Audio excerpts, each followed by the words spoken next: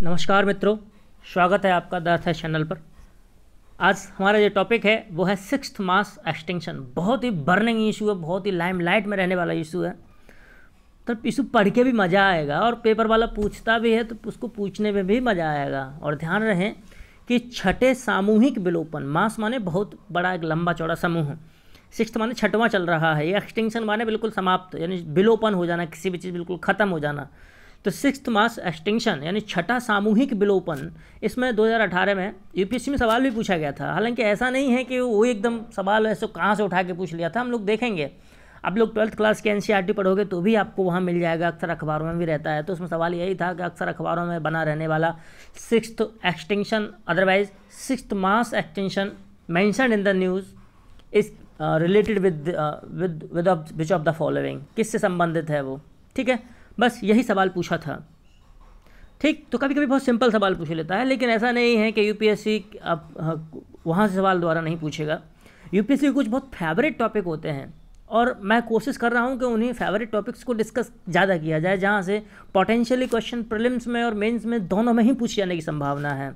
ठीक है, तो थोड़ा इशू थोड़ा लंबा हो सकता है क्योंकि समझने वाला है, तो आप लोग बहुत शांतिपूर्वक से ध्यान से सुनने की कोशिश करें। ये मुद्दा हाल ही में खबरों में क्यों आ गया है? मुद्दा खबरों में तो पिछले 2000 से चल रहा है, मतलब 2000 AD से चल रहा है लगातार। पिछले 20 सालों से ये मुद्दा खूब बना हुआ है खबरों में। ये बात अलग है कि हम वो खबर ही नहीं पढ़ते होंगे, ठीक है, लेकिन खबरों में है। अगर आप थोड़ा सा पढ़ते हैं तो जब ज़रूर आपको मिलेगा छठा सामूहिक विलोपन। फिर से ये अब क्यों हो गया है चर्चा में? तो हाल ही में क्या है कि यूएसए की एक मैगजीन है, जनरल बोल सकते हैं उसे, JOURNAL, जर्नल माने मैगजीन होता, जर्नल माने कोई एक पत्रिका होती है, ठीक है, और जबकि जनरल माने सामान्य होता है। तो जर्नल और जनरल इसमें थोड़ा अंतर करते रहिएगा आप। यूएसए की एक इस जनरल में जिसका नाम है PNAS यानी proceedings of the national academy of sciences, ठीक है, फिर से सुना है, proceedings of the national academy of sciences. इस PNAS, जब अभी आपको मेंस में अगर लिखना हो तो आप शॉर्ट में लिख देना कि जनरल PNAS में ये खबर छपी थी, ठीक है। तो आपको इतना बड़ा लंबा चौड़ा नाम लिखने की आवश्यकता नहीं है, ज़्यादा पड़ेगा तो एग्जाम खुद देखेगा। उसमें अभी हाल ही में on going sixth mass extinction चर्चा की गई है। कहने का मतलब ये है कि दिस इज स्टिल कंटिन्यू, यानी अभी ये जारी है, क्योंकि अभी पूरी तरह से विलोपन नहीं हुआ है ना, क्योंकि अभी हम लोग जिंदा हैं, हमको भी जाना है, ठीक है। तो कुल मिलाकर के छठवां जो मास एक्सटिंक्शन है वो चल रहा है। तो उस पर वो उसने एक बहुत ही स्ट्राइकिंग न्यूज़ दी है। न्यूज़ नहीं बोलते, रिसर्च बोल सकते हैं, न्यूज़ तो न्यूज़पेपर वाले बनाते हैं, वो रिसर्च है, क्योंकि जर्नल में अक्सर रिसर्च छापी जाती हैं। उसने कहा है कि जो सिक्स्थ मास एक्सटिंक्शन है ना, ये may be one of the most serious environmental threats. ये एक बहुत बड़ा पर्यावरणीय खतरा हो सकता है, गंभीर पर्यावरणीय खतरा, समझ रहे हो, सीरियस एनवायरमेंटल थ्रेट, गंभीर पर्यावरणीय खतरा। किसके लिए? To the persistence of civilization. और ये लाइन उठा करके सीधे यूपीएससी मेंस में पूछी जा सकती है। कैसे? The ongoing sixth mass extinction में be one of the most serious environmental threats to the persistence of civilisation, यानी कि चल रहा छठा सामूहिक विलोपन सभ्यताओं के बने रहने पर ही सब प्रश्न चिन्ह या उठाता है, या फिर गंभीर पर्यावरणीय खतरा पैदा कर देता है। तो आप इसको कमेंट करना हो या आपको एलेबोरेट करना हो, जो भी पूछा जाए। तो हम लोग पहले समझते हैं कि what is the mass extinction of species, ठीक है। बहुत ही प्रिसाइज वे में बात करें, संक्षिप्त रूप में, सटीक रूप में, तो mass extinction refers to a substantial increase in the degree of extinction. कहने का मतलब यह है कि जब विलोपन की दर बहुत ज़्यादा हो जाती है। देखो, आप सोच रहे होंगे कि विलोपन होगा क्यों। देखो, आपने डार्विनिज्म तो पढ़ा होगा, डार्विनवाद का सिद्धांत है, नेचुरल सिलेक्शन वाला फंडा चलता है। अगर आपके अंदर कैपेबिलिटी है then you will get survive, तो आप सर्वाइव करते रहोगे, अदरवाइज आपको बहुत जल्दी ही मतलब अर्थ सरफेस से आप गायब हो जाओगे, क्योंकि आप सर्वाइव नहीं कर पाओगे अगर आप चेंजिंग कंडीशन को आप एडॉप्ट नहीं कर पा रहे हो तो, ठीक है। तो नॉर्मली स्पीसीज एक्सटिंक्ट होती रहती हैं, लेकिन किसी भी एक स्पीसीज को एक्सटिंक्ट होने के लिए, यानी विलोपित होने के लिए, विलोपन का मतलब वो कहीं ना मिले टोटली, ठीक है, ना जंगल में ना कैप्टिव स्थिति में, मतलब ना ही पालतू टाइप में कहीं मिले कि लोगों ने जू में या चिड़ियाघर में बना के रखा है उसे, वो कहीं नहीं मिलेगा, विलोपन हो गया तो, ठीक है। अब देखते हैं कि एक्सटिंक्शन, ठीक है, तो नॉर्मली क्या होता है कि 10,000 साल लग जाते हैं जनरली किसी स्पीसीज़ को विलोपित होने में, एक्सटिंक्शन नॉर्मली जनरली, ठीक। लेकिन अभी क्या है, मास एक्सटेंशन, तब उसे मास एक्सटेंशन नहीं बोलते हैं। मास एक्सटेंशन तब बोलते हैं कि जब ये एक्सटेंशन की जो डिग्री है, यानी मात्रा है, यानी विलोपन की मात्रा अचानक बहुत ही महत्वपूर्ण रूप से बढ़ जाए, सब्सटैंशियल इंक्रीज उसमें देखने को मिले। ठीक है, एक तो ये हो सकती है। दूसरी क्या है, जब हमारे पृथ्वी की सतह पर से बहुत ही छोटे geological short period of time में, यानी बहुत ही छोटे भूगर्भिक समय सारणी में, बहुत छोटे काल में, अगर हमारी पृथ्वी की सतह लगभग 2/3 यानी मिनिमम 75% माना जाता है कि यदि पृथ्वी की सतह पर से 75% स्पीसीज एक साथ विलोपित हो जाती हैं बहुत कम समय में ही, तो हम इसे मास एक्सटिंक्शन की श्रेणी में रखते हैं। ठीक है, तो एक्सटिंक्शन नॉर्मली होता है तो चलता है, वो होता रहता है। ठीक, लेकिन मास एक्सटिंक्शन खतरनाक है ना, क्योंकि पूरी पृथ्वी पर से एकदम 2/3 यानी 2/3 स्पीसीज गायब हो जाएंगी सरफेस से। सोच के देखो जरा, एक बार इमेजिन करो कि अगर इतनी प्रजातियां एक साथ खत्म हो गई तो क्या होगा। और अभी तक अगर हम जब से पृथ्वी पर जीवन का विकास हुआ है, अगर तब से बात करें हम लोग, तो कम से कम 5 मास एक्सटिंक्शन हो चुके हैं।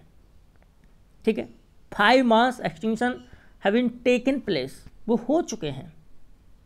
ठीक, और उन जो मास एक्सटिंक्शन, जो पिछले 5 मास एक्सटिंक्शन हुए हैं, सामूहिक विलोपन जो हुआ है, उनमें लगभग हर मास एक्सटिंक्शन के दौरान 75 से 95% के बीच में वेरी करती रही है स्पीसीज। ठीक है, या 70 दे रखा डाटा, नहीं जनरली 75 होता है। ठीक, 75, कभी एक बार 86 हुआ, फिर 75 हुआ, 90, 95, ऐसे 5 बार हुआ है कुल मिलाकर के। तो हर बार more than 75% of the earth species have gone extinct totally, यानी लगभग 2/3 स्पीसीज पृथ्वी पे से खाली हो जाती हैं, चाहे वो स्पीसीज प्लांट की थी, एनिमल की थी, माइक्रो ऑर्गेनिज्म सूक्ष्म जीवों की थी, जो भी हो, यानी जो पहले एग्जिस्ट करती थी उनका विलोपन हो जाता है, 2/3 लगभग चले जाते हैं, गायब हो जाते हैं। अब क्यों होते हैं वो हम लोग बाद में देखेंगे। ये जो होने के कई कारण हो सकते हैं। ठीक, नेचुरल भी हो सकता है, एंथ्रोपोजेनिक भी हो सकता है, लेकिन कोई चीज़ एकदम ना तो प्राकृतिक एंथ्रोपोजेनिक कारणों से एकदम तो नहीं होगी। ठीक, लेकिन जो पिछले 5 मास एक्सटिंक्शन हुए हैं, जो पिछले 5 सामूहिक विलोपन हुए हैं, वो कैटास्ट्रॉफिक अल्ट्रेशन से आए हैं, यानी कि विनाशकारी परिवर्तनों के चलते आए हैं।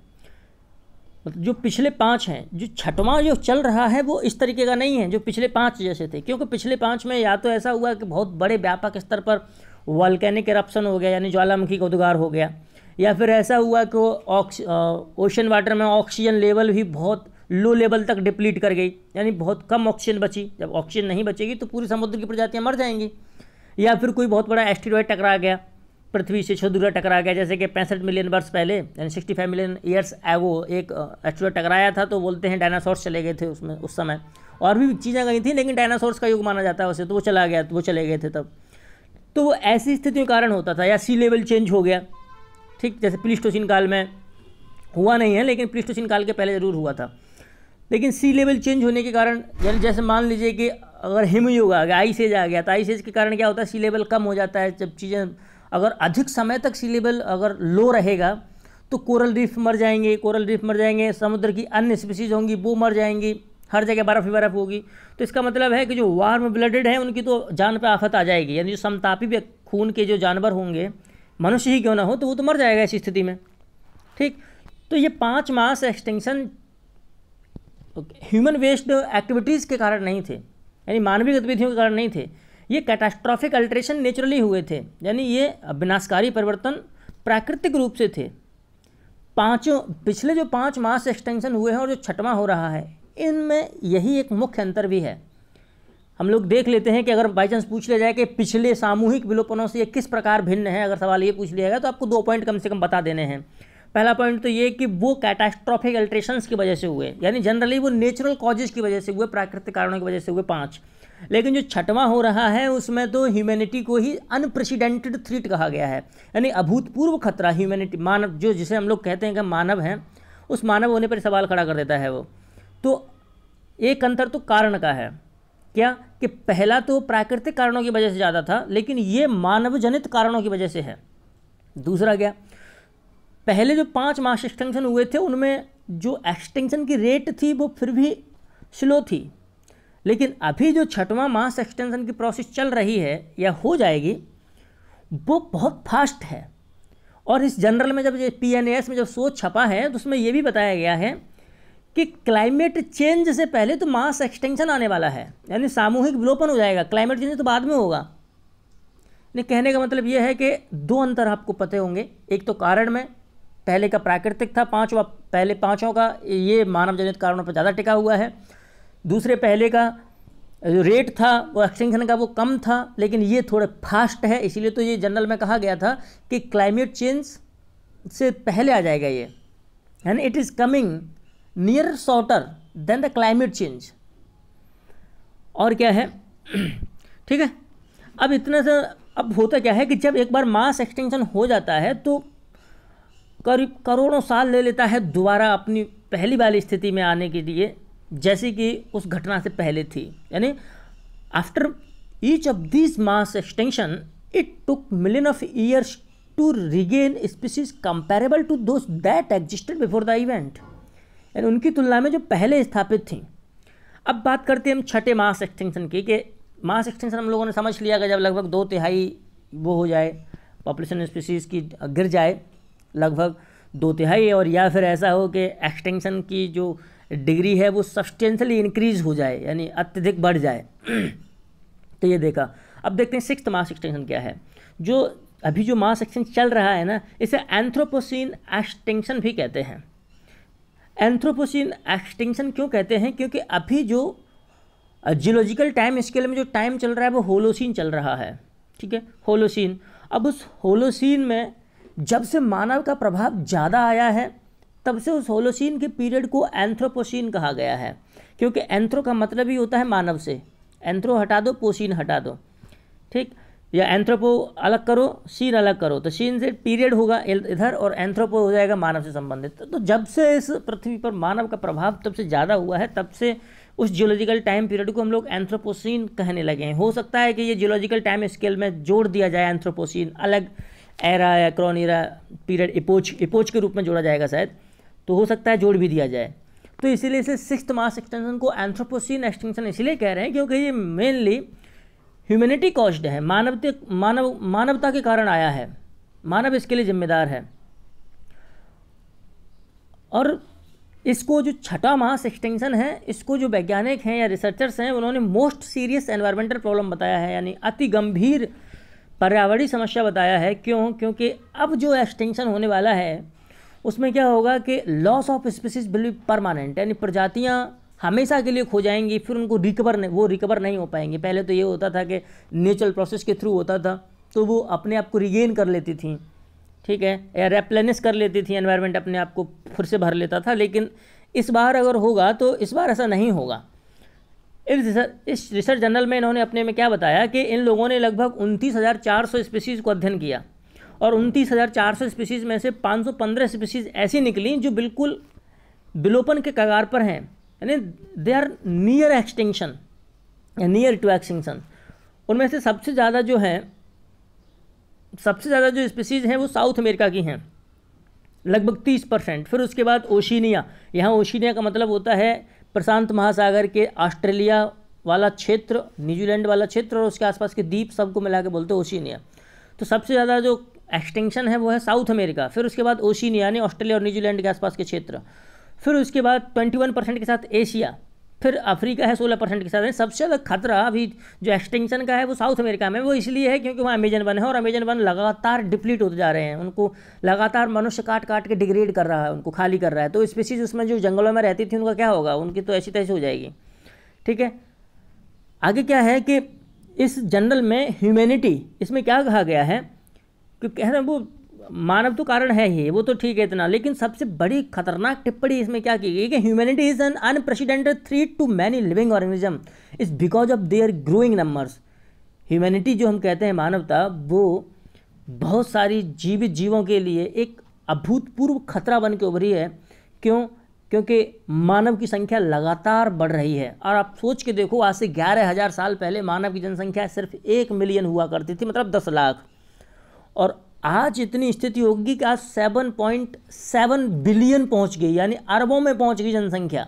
करोड़ों को 10 लाख की तो बात ही छोड़ो, इतने गुना मानव की जनसंख्या बढ़ गई, बाकी स्पीसीज खत्म हो गई। तो कुल मिलाकर के सभी जानवर मनुष्य के रूप में आ गए हैं, इसीलिए मनुष्य आजकल जानवर ज़्यादा दिखाई देते हैं। The loss of species has been occurring since human ancestor developed agriculture over 11,000 years ago. और बताया गया जनरल में कि ये जब से ये एक्सटिंक्शन तब से हो रहा है जब से मानव के पूर्वज यानी ह्यूमन एंसेस्टर ने 11,000 साल पहले कृषि करना स्टार्ट किया था। और तब से बताया है कि human population has increase from about 1 million to 7.7 billion, यानी 1 मिलियन था तब और अब 7.7 बिलियन हो गया है मानव की संख्या बढ़ करके। तो खतरा तो पैदा कर ही देगी ना।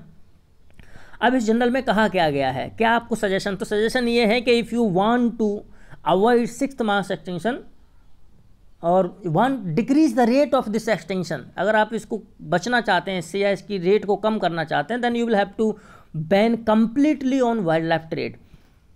आपको जो जंगल के जीवों का व्यापार है, वन्य जीवों का व्यापार है, उसको पूरी तरीके से रोकना होगा, क्योंकि as many of the species currently endangered और on the brink of extinction are being decimated by legal and illegal wild life trade. क्योंकि आज भले ही प्रजाति कितनी भी संकटापन्न स्थिति में है या वो खत्म होने की कगार पर है, on the brink of extinction मतलब खत्म होने की कगार पर है, तब भी उनका लीगली या तो लीगली ट्रेड हो रहा है या इलीगली ट्रेड हो रहा है वो, लेकिन फिर भी उनका ट्रेड जरूर हो रहा है। और जब तक unless we ban on this wild life trade we can't save our biodiversity. और इसमें एक बात क्या कही गई है कि देयर इज नो डाउट, इसमें कोई संदेह नहीं है, that there will be more pandemics, और भी खतरनाक महामारियां होंगी, if we continue destroying habitats and trading wild life for human consumption as food and traditional medicine. वो कह रहा है कि अगर हम इसी तरीके से मानव के उपभोग जैसे भोजन या फिर पारंपरिक दवाओं के रूप में हम वाइल्ड लाइफ की ट्रेडिंग लगातार करते रहेंगे, उनके आवासों का लगातार विनाश करते रहेंगे, तो इसमें कोई डाउट नहीं है कि हम और भी पेंडेमिक्स ऐसे देखेंगे। तो ये स्टेटमेंट टोटली उठाकर के यूपीएससी सवाल पूछ सकती है। तो ऐसा क्यों कहा गया है? ऐसा इसलिए कहा गया है कि सिंपली यहाँ बस एक बात ध्यान रखें, एक बार द हिंदू में आर्टिकल छपा था उसका लाइन है ये लाइन नहीं है इसमें जो लिखा हुआ, लेकिन मैं बोल रहा हूँ वो लाइन है। उसमें कहा, इसमें सिंपली एक बात कही गई थी कि जैसे जैसे हम क्या करेंगे, अगर हैबिटेट्स को डिस्ट्रॉय करेंगे, जनरली वाइल्ड लाइफ कहाँ रहेंगे, वाइल्ड में रहेगा, जंगल में रहेगा। जंगल में आपने पूरे जंगल काट दिया, आपने उनके घरों को तोड़ फोड़ दिया, तो वो सब कहाँ आएंगे, सब जानवर जंतु जितने भी होंगे वो सब सेटलमेंट एरिया की तरफ आएंगे, यानी जो निवास क्षेत्र हैं उधर आएंगे। जब उधर आएंगे तो उनके साथ जो पैथोजन होते हैं, जो रोगाणु होते हैं या रोगजनक जो कारण होंगे वो भी उनके साथ आएंगे और वो ह्यूमन टच में आएंगे, क्योंकि जंगलों से बाहर आ जाएंगे, ह्यूमन टच में आएंगे तो फिर ऐसी पैंडेमिक्स होंगी जैसे कोरोना वायरस हो गया। क्योंकि अभी लोग चीन के लोग चमगादड़ खाते हैं, फिर हो सकता है कुछ मच्छर मार के खा जाएंगे। मतलब स्थिति ऐसी खतरनाक आ सकती है कि अगर हम लगातार जंगलों का विनाश कर रहे हैं, जीवों को छोड़ नहीं रहे हैं, वाइल्ड लाइफ ट्रेड लगातार कर रहे हैं बस इस नाम पर कि हमारा भोजन है या इससे मेडिसिन मिलती है, तो हमको ये सब बंद कर देना चाहिए। Otherwise we must be ready for the next pandemic. हमको दूसरे पैंडेमिक के लिए तैयार होना चाहिए, अगले पैंडेमिक के लिए।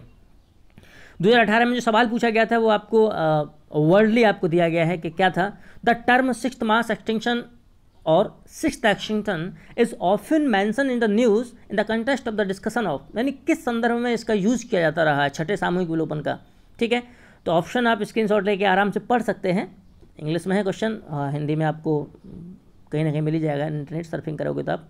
डी ऑप्शन इसका सही था। क्या कि mankind's over exploitation, misuse of natural resources, fragmentation of loss natural habitats, destruction of ecosystem, pollution and global climate change, यानी इसकी बात कर रहा है।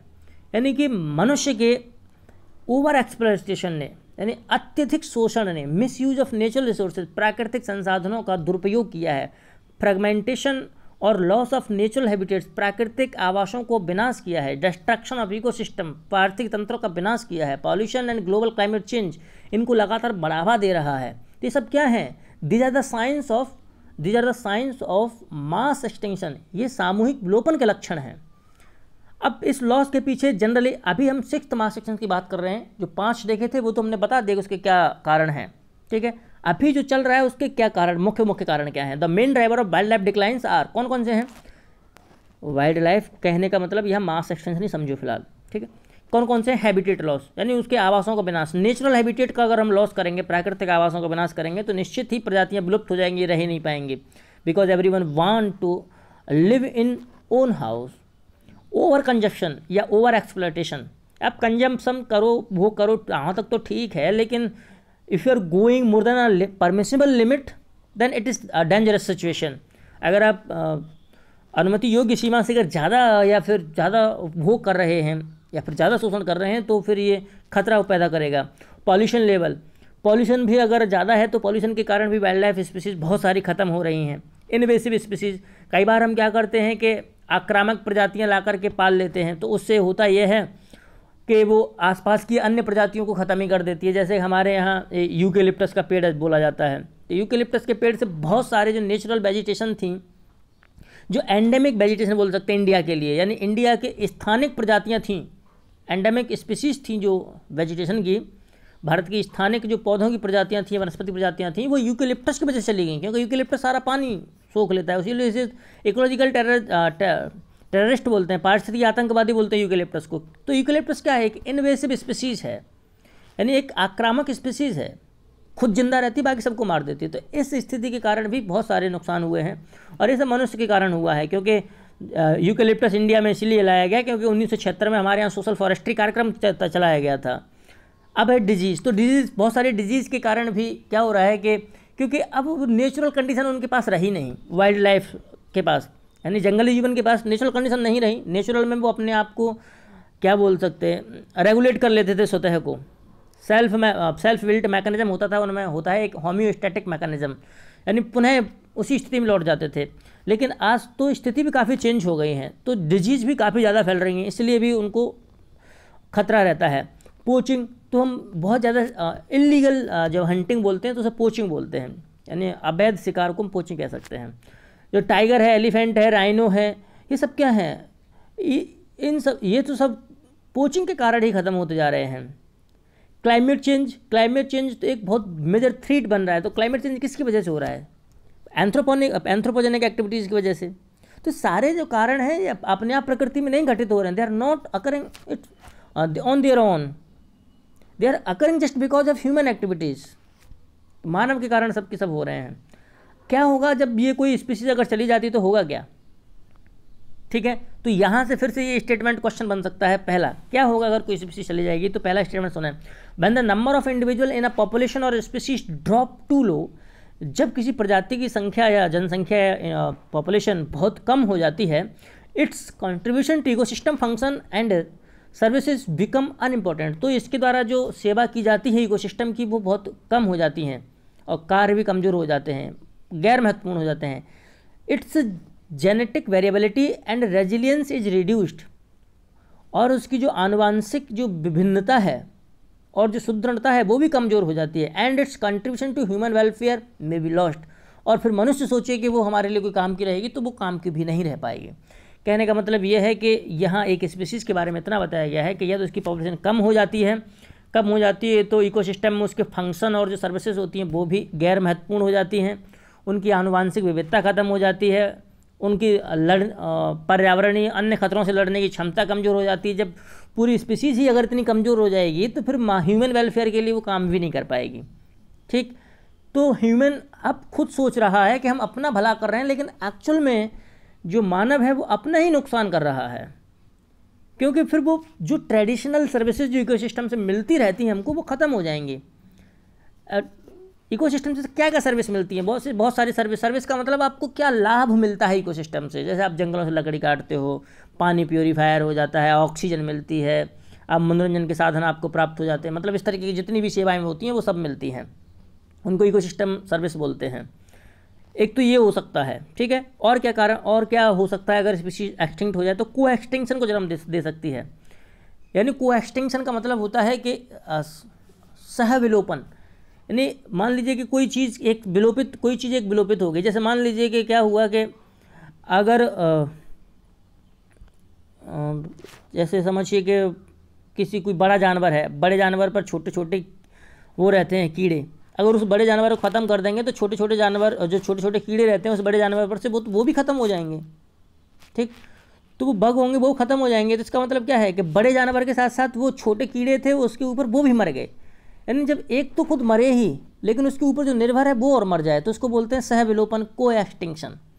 जैसे कुल मिलाकर के हम क्या बोल सकते, जैसे एक बार क्या हुआ था, एग्जाम्पल बार बार मैं अक्सर देता रहता हूँ इसको, कि हिमालय में क्या, हिमालय का जो नॉर्दर्न वेस्टर्न रीजन में विशेष कर पश्चिमी क्षेत्र है जम्मू कश्मीर वाला, लद्दाख वाला क्षेत्र, उसमें जंगल काट दिए थे सॉरी, उसमें से क्या था कि जो टाइगर थे वो टाइगर निकाल लिए थे, टाइगर हटा लिए थे। अब टाइगर हटा लिए उसमें से क्योंकि सोच रहे थे लोग कि टाइगर नहीं रहेंगे तो लोग पर्यटन के टूरिस्ट बहुत आसानी से आ सकते हैं सर, तो लोग पर्यटन के लिए तो जाते रहे। लेकिन टाइगर उस क्षेत्र से हटा जाने के बाद वहाँ हिरणों की संख्या, जो डियर्स थे वो संख्या ज़्यादा बढ़ गई, या जो ग्रेजिंग एनिमल थे उनकी संख्या ज़्यादा बढ़ गई थी।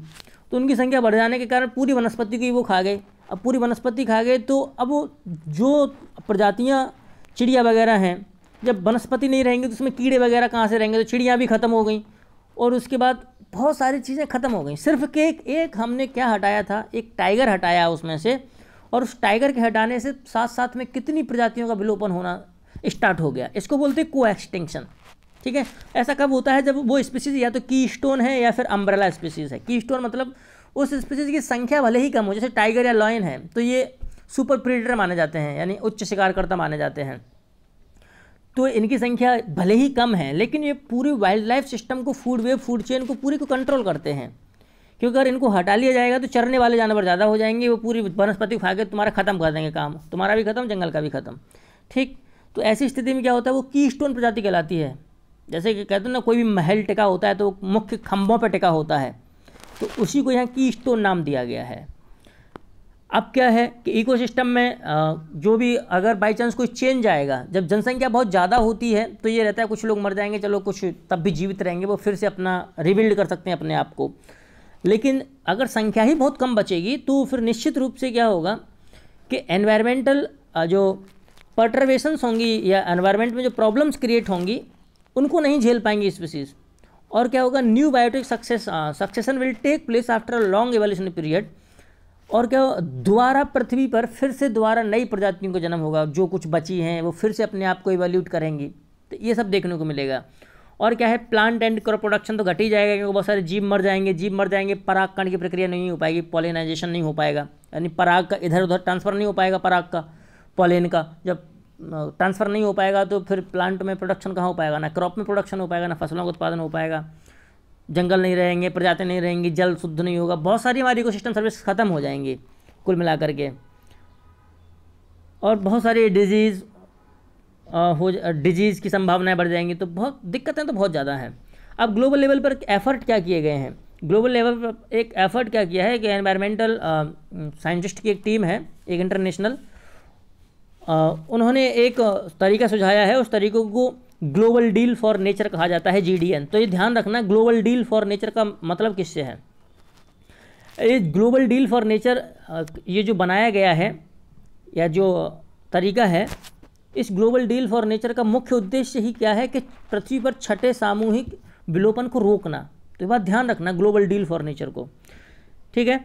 इसके माध्यम से क्या किया गया है, ग्लोबल डील नेचर का मिशन क्या है, मिशन है कि डाइवर्सिटी और पृथ्वी पर जो जीवन की विविधता है उसको बचाए रखें, और प्रतिवर्ष उसके लिए $100 बिलियन खर्च किए जाएंगे।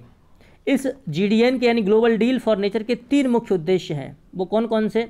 एक तो protect biodiversity by conserving at least 30% of the earth surface by 2030, यानी 2030 तक लगभग 30% बायोडाइवर्सिटी जहाँ लॉस हो रहा है उसको कंजर्व कर लेना।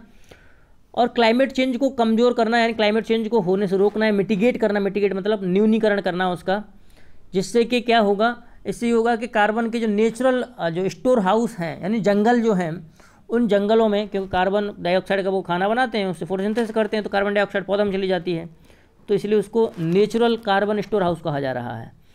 तो उससे क्या होगा, जब कार्बन नहीं रहेगी ज़्यादा वायुमंडल में, जब वायुमंडल में नहीं रहेगी तो ग्रीन हाउस गैस इफेक्ट कम होगा, जब कम होगा तो क्लाइमेट चेंज भी धीरे धीरे होगा, तापमान बहुत ज़्यादा नहीं होगा, ठीक। दूसरा उद्देश्य ये था कि क्लाइमेट चेंज मिटिगेशन। तीसरा उद्देश्य है रिड्यूस मेजर थ्रेट, और जो मुख्य खतरे हैं पर्यावरण पर उनको भी कम करना। तो ये था हमारा छठा सामूहिक विलोपन का लेक्चर इस पर। अब ये जो फिगर आपको दिखाया गया है नीचे, ये आप इंटरनेट सर्फिंग करके गूगल से प्राप्त कर सकते हैं। गूगल सर्फिंग करना, क्योंकि इसमें बहुत छोटा छोटा लिखा है। इसमें से आपको एक भी जानने की आवश्यकता नहीं है। आप अपनी सुविधा के लिए थोड़ा जान सकते हैं, बाकी इसकी कोई आवश्यकता नहीं है आपको कि किस काल में क्या हुआ, क्योंकि ये उन लोगों का काम है जो जूलॉजी स्पेशल या इंडियन फॉरेस्ट सर्विस के लिए स्पेशल तैयारी कर रहे हैं IAFS की, तो उनके लिए काम है। हमको कोई मतलब नहीं है इससे। बस इतना ध्यान रखना कि हाँ 5 हुए थे। अगर आप ज़्यादा जानने के इच्छुक हैं तो पढ़ भी सकते हैं ऐसे, ठीक है। ये आपको मिल जाएगा, नेशनल ज्योग्राफी का वेबसाइट है, उस पर जाना आप, ठीक है। तो आज के लिए इस लेक्चर में इतना ही। आपका बहुत बहुत धन्यवाद। जय हिंद। आपको वीडियो लेक्चर पसंद आया हो तो लाइक शेयर सब्सक्राइब जरूर करें।